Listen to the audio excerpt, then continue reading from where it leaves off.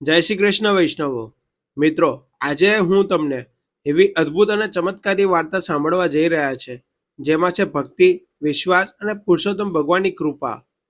એક ગરીબ બ્રાહ્મણ અને બ્રાહ્મણી, જેઓ પાસે ધન ન હતું, સંતાન ન હતું, પણ ભગવાન પ્રત્યે અખૂટ શ્રદ્ધા હતી. પુરુષોત્તમ માસ દરમિયાન તેમણે એવો સંકલ્પ કર્યો કે ભગવાને પોતે જ તેમની લાજ રાખવા પધાર્યા. તો ચાલો મિત્રો, ભક્તિ અને ચમત્કારથી ભરેલી આ અદ્ભુત કથા વાર વગર વધુ આવી શરૂ કરીએ.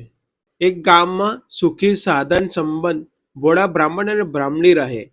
તેઓ ધર્મ ધ્યાન કરે, પુણ્ય ધ્યાન કરે, પણ શેર માટેની ખોટ હતી, તે પૂરી થતી નહોતી. તેમને એક પણ સંતાન નહીં, તેથી હંમેશા ચિંતાચૂર રહે. પાસે પૈસો ઘણો હતો, પણ વાપરનાર કોઈ ન હતું. તેઓ દરરોજ પ્રભુને પ્રાર્થના કરતા, હે પ્રભુ, અમે એવા તે શું પાપ કર્યા છે કે અમે વાંજ્યા રહીએ છીએ, માટે અમારી મનોકામના પૂરી કર. એવામાં પવિત્ર પુરુષોત્તમ મહિનો આવ્યો અને બ્રાહ્મણ બ્રાહ્મણી પુરુષોત્તમ મહિનો નાહવાનો સંકલ્પ કરી બેઠા. ગામના સ્ત્રી પુરુષો નાહવા જવા લાગ્યા. સૌના મોઢે પુરુષોત્તમ પ્રભુનું નામ હતું. બ્રાહ્મણ બ્રાહ્મણીઓ પણ પુરુષોત્તમ માસ નાહવાનો, પુરુષોત્તમ ભગવાનના ગુણગાન ગાવાનો સંકલ્પ કર્યો. પણ આખો મહિનો ઉપવાસ એક ટાણા કરવા પડે, ભોય પથારીએ સૂવું પડે અને સવારે વહેલા નદીએ નાહવા જવું પડે. તે જરા વસમું લાગે તેવું હતું. ધર્મના કામમાં ઢીલ હોય નહીં. આથી બંને રોજ વહેલા નદીએ નાહવા જાય અને ઘરે આવી ભક્તિ કર્યા પછી એક ટાણું કરવા બેસે. પરંતુ રોજ રાંધવાની કડાકૂટ કરવી પડે. એટલે એક દિવસ બ્રાહ્મણે બ્રાહ્મણીને કહ્યું, આપણા ઘરમાં રૂમઝૂમતી વહુ હોય તો તે બધું કામ કરે, એટલે આપણે નિરાતે ધર્મ ધ્યાનને પૂજા પાઠ કરી શકીએ. બ્રાહ્મણી કહે, તો પછી રાહ કોની જોવાની છે? ગમે ત્યાંથી શાણી અને રૂપાળી વહુ લઈ આવો. બ્રાહ્મણ બોલ્યા, તું કેવી પાયા વગરની વાત કરે છે? દીકરો ક્યાં છે કે વહુ લાવીએ? બ્રાહ્મણી કહે, એ હું કંઈ ન સમજું. ગમે તેમ કરો, પણ ઘરમાં રૂમઝૂમતી વહુ લઈ આવો. બ્રાહ્મણ મૂંઝાયો. એટલે બ્રાહ્મણીએ કહ્યું, જુઓ, તમે કન્યાની તપાસ કરવા નીકળી પડો, અને જ્યાં તમને શાણી સદગુણી કન્યા દેખાય ત્યાં દીકરાની વિવાહની વાત કરવાની. જો કન્યાવાળા કદાચ મૂર્તિઓ જોવા માંગે તો હિંમતથી કહેવાનું કે મારો દીકરો શાસ્ત્રો ભણવા કાશી ગયો છે, તે 1 મહિનામાં આવી જશે. તો અત્યારે વિવાહ લગ્ન સાથે નક્કી કરીને તેની પાઘડી સાથે 3 ફેરા ફેરવો. બાકી રહેલો 4થો ફેરો તેના આવ્યા પછી ફેરવીશું. બ્રાહ્મણ તો બીજે દિવસે સવારના ખભે ખડીઓ ભરાવીને પુત્ર વધુની શોધમાં નીકળી પડ્યો. ચાલતા ચાલતા રસ્તામાં ગામ આવે અને ત્યાં બ્રાહ્મણનું ઘર નજરે પડે તો ત્યાં કન્યાની ભાડ કાઢે.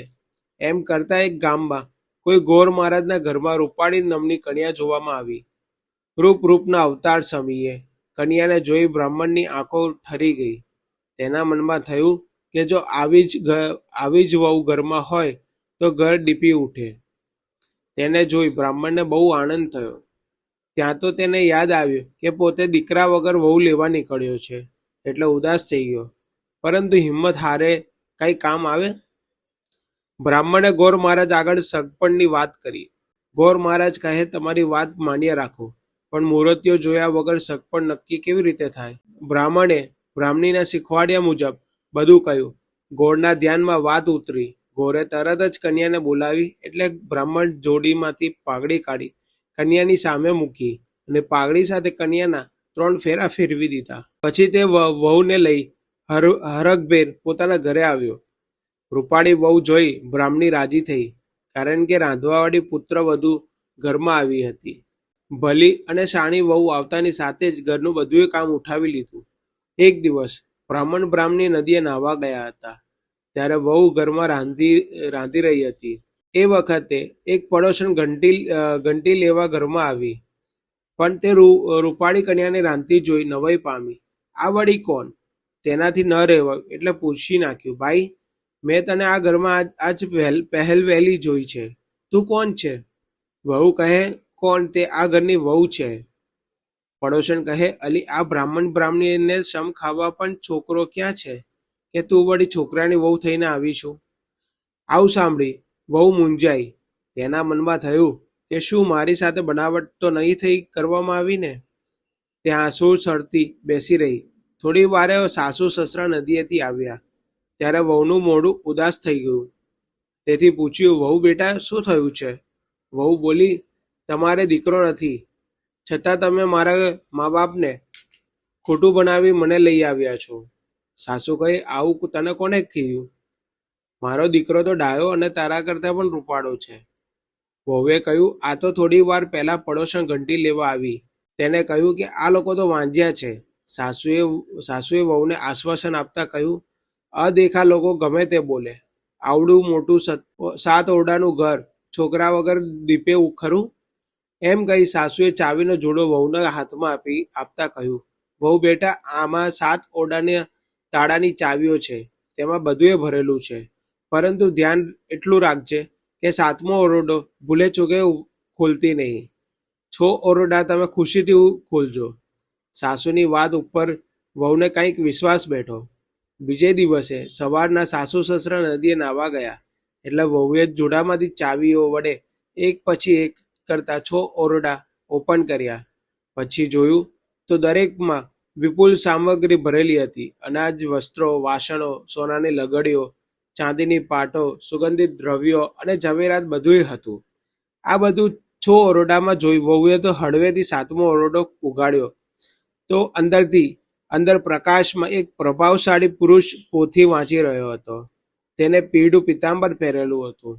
બહારનું ઉઘડેલું જોઈ પુરુષે કહ્યું, અમે કમાડ વાસી દો, ખબર નથી પડતી? હું એકાંતમાં શાસ્ત્ર ભણી રહ્યો છું.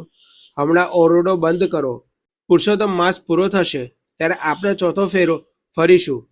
વહુએ તો હરખ ભરખ કમાડ વાસી દીધા અને 7 ઓરડાને તાળા લગાવી પોતે ઠાવકી થઈને બેસી ગઈ. જ્યારે નદીએથી સાસુ સસરા આવ્યા ત્યારે તેમની ખૂબ જ સેવા ચાકરી કરી, પણ પોતે 7 ઓરડાઓ ઉગાડેલા તે વાત કરી નહીં. પેલી પડોશણ રોજ ગમે તે વસ્તુ લેવા બ્રાહ્મણના ઘરમાં વહુ પાસે આવતી અને વહુને તેના પિયર ભાગી જવા ભંભેરણી કરતી, પણ 7 ઓરડામાં પતિને સગી આંખે જોયેલી એટલે તે શાંત રહેતી અને પડોશણ જતી રહેતી. થોડા દિવસ પછી પુરુષોત્તમ માસની પૂર્ણાહુતિ થઈ એટલે વહુએ સાસુ સસરાને નમન કરીને કહ્યું, મારે હજુ 4થો ફેરો ફરવાનો બાકી છે, માટે અહીંયા ચોરી રચાવો ને મંગળ ગીત ગવડાવો. સાસુ સસરા મૂંઝાયા કે દીકરા વગર 4થો ફેરો ક્યાંથી ફરાય. આ સંકટમાંથી ઉગરવા તેમણે પુરુષોત્તમ પ્રભુને યાદ કર્યા અને પ્રાર્થના કરવા માંડ્યા, હે પુરુષોત્તમ પ્રભુ, અમો ભાવપૂર્વક તમારું વ્રત કર્યું હોય, શુદ્ધ મનથી તમારી ભક્તિ કરી હોય તો અમને આ સંકટમાંથી ઉગારી પ્રભુ અમારી લાજ રાખો. ધડાધડ કરતા 7 ઓરડાના કમાડ ઉઘડી ગયા અને પીળા પિતાંબર પહેરેલા પુરુષોત્તમ રાયજી ચાખડિયા ખડખડાવતા 7મા ઓરડામાંથી બહાર આવ્યા. બ્રાહ્મણી તેમને જોઈ એટલા બધા હરખાઈ ગયા કે દોડીને ભેટી પડ્યા. પછી 4થું મંગળ વર્તાયું અને લગ્ન વિધિ પૂર્ણ થઈ. બ્રાહ્મણીને અત્યંત હર્ષ થયો, કારણ કે તેમને પુરુષોત્તમ ભગવાન ફળ્યા હતા. પુરુષોત્તમની પ્રાર્થના સફળ કરે સૌ કાજ, ખોટ પૂરી સૌએ કરે એવા ગરીબ નવાજ. હે પુરુષોત્તમ પ્રભુ, જેવા તમે બ્રાહ્મણીને ફળ્યા તેવા પુરુષોત્તમ માસ નહાનાર તેમજ આ કથા વાંચનાર સાંભળનારને ફળજો. જો તમને વિડીયો ગમ્યો હોય તો વિડીયોને લાઇક કરજો, શેર કરજો, કમેન્ટ કરજો અને ચેનલને સબસ્ક્રાઇબ ના કરી હોય તો અત્યારે જ સબસ્ક્રાઇબ કરી દેજો. જય શ્રી કૃષ્ણ.